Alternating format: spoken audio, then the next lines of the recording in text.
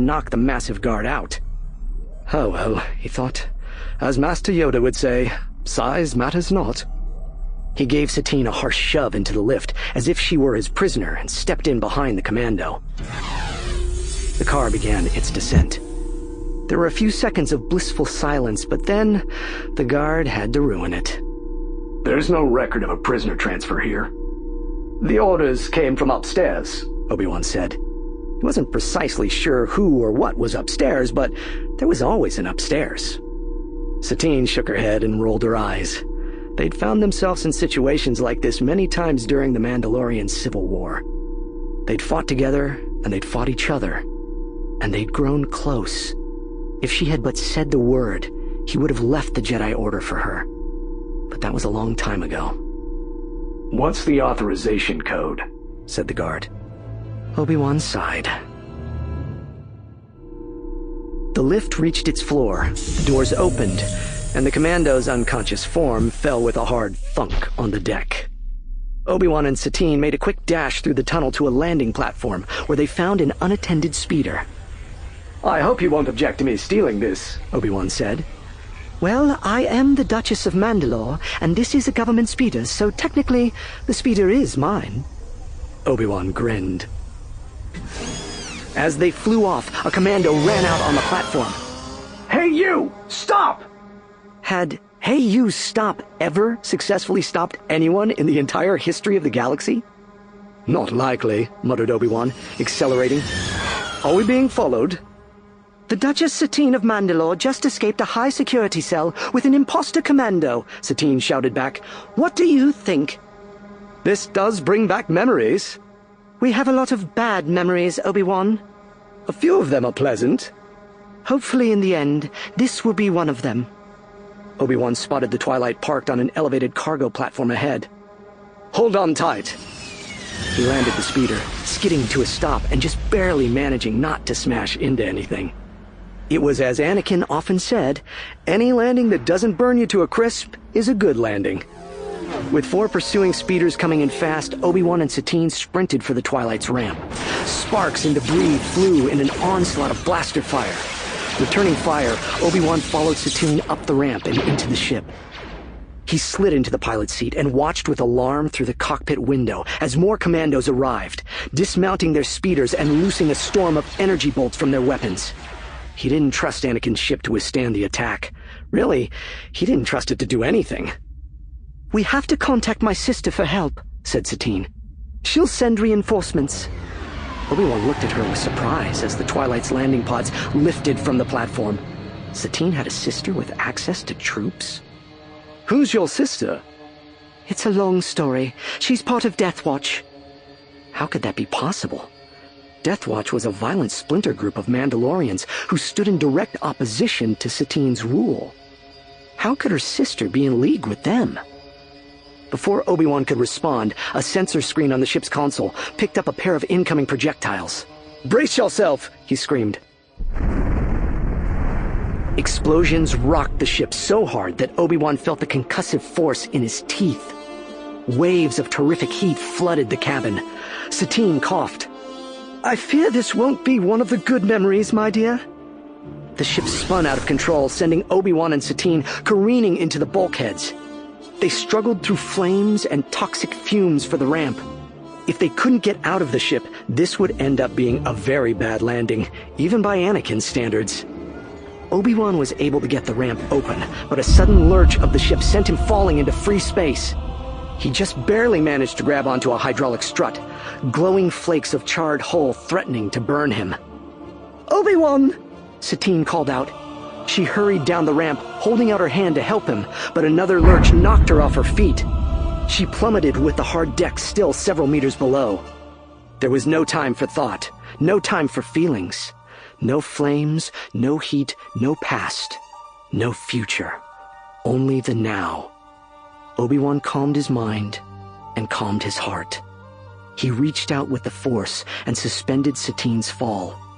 She floated in midair, held aloft by Obi-Wan's will. He drew her to him and held her tight against his side. And then they crashed along with the Twilight to the platform. Obi-Wan hit hard, smashing his head. He was dimly aware of a cracking noise that must have been ribs. Smoke poured into his agonized lungs, and he wanted nothing more than to slip into unconsciousness. But there was Satine, lying pinned beneath a large slab of debris from the wreckage. Extending his hand and banishing fear, Obi-Wan let himself serve as a conduit for the Force. The debris elevated off her, floated to the side, and fell a few meters away with a massive boom. Satine moaned. She was still alive. Obi-Wan tried to ignore the pain of his injuries and get up, but something colder than ice gripped his entire body. He knew this sensation. This was more than injury. This was something far more hideous, more sickening. This was darkness. Through a haze of pain and hot smoke, shapes appeared. Commandos, blasters at the ready. Obi-Wan didn't think he could fight them in his condition. A figure strode behind them with the mechanical whir of powerful legs. No, croaked Obi-Wan. It can't be. He recognized the black markings on the Dathomirian's red flesh. This was the man who'd killed Obi-Wan's master. The one Obi-Wan had sliced in half. The one he'd watched fall down a chasm to his doom. The one who kept coming back, dragging with him the deepest, heaviest shadow of wrath and leaving nothing but death and mourning in his wake. Hate was not the Jedi way, but for this man, Obi-Wan had grown weary of keeping it at bay. Wincing, he forced himself to his feet. With the press of a button and a commitment to whatever would happen next, he extended the blade of his lightsaber and found himself once again facing Darth Maul. Maul reached out his black-gloved hand. A horrific power robbed Obi-Wan of control. Helpless, he sailed through a veil of smoke and landed with Maul's fingers wrapped around his throat. His saber clattered to the ground. We meet again, Kenobi. Maul's voice was a deep whisper, loaded with perverse malice and cheer. Welcome to my world. As if Obi-Wan were nothing more than a rag, Maul tossed him to a pair of commandos. Take them to the palace, was the last thing Obi-Wan heard before agony overtook him. Maul had staged a scene in the palace throne room. He sat on the Duchess's throne, with Satine bound on her knees before him. On Maul's left stood Prime Minister Almec, a traitor to his people, and Maul's obvious puppet. And on his right loomed Maul's apprentice, Savage Opress, a hulking Dathomirian with a tattooed face and crown of sharp horns. Restrained in binders and held tight by a pair of super commandos, Obi-Wan was the audience for Maul's grim play. Pain still racked his body from the crash of the Twilight and from his brutal treatment at Maul's hands. The commandos had taken his lightsaber, but Obi-Wan would not let Satine down. Maul seemed to sense his thoughts. Your noble flaw is a weakness shared by you and the Duchess. With a gesture, and without touching Satine, he lifted her, kept her dangling in midair, and squeezed her throat. He rose from his throne and took slow, deliberate steps toward Obi-Wan. Struggling to breathe, feet kicking uselessly, Satine trailed behind him. You should have chosen the dark side, Master Jedi. Obi-Wan, Satine rasped. The commandos yanked Obi-Wan off his knees. As his eyes shifted from Satine to Maul, the image of a red lightsaber blade flashed in his mind. Maul seemed pleased. Your emotions betray you.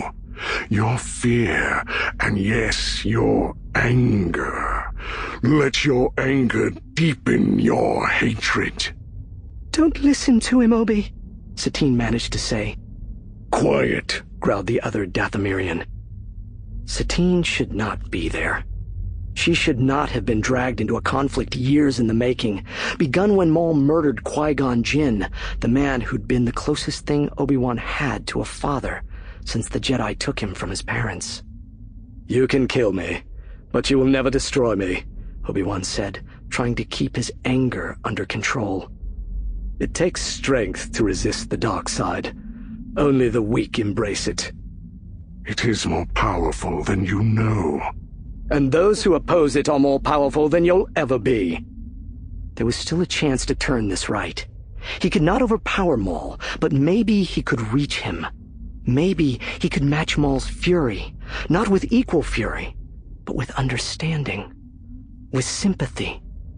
Maul had not always been this way. He'd had his future stolen from him. He'd been warped by the Force wielders of Dathomir. He'd been groomed to become the creature of anger and vengeance who stood before Obi-Wan. "I know where you're from," said Obi-Wan. "I've been to your village. I know the decision to join the dark side wasn't yours. The Night Sisters made it for you." Obi-Wan cringed. The words had not come out as he'd intended. He'd wanted to extend a kindness that Maul had perhaps never experienced. But he let his own anger and his own fear infect his words with venom. "Silence!" Maul roared. "You think you know me? It was I who languished for years, thinking of nothing but you, nothing but this moment. And now, the perfect tool for my vengeance is in front of us.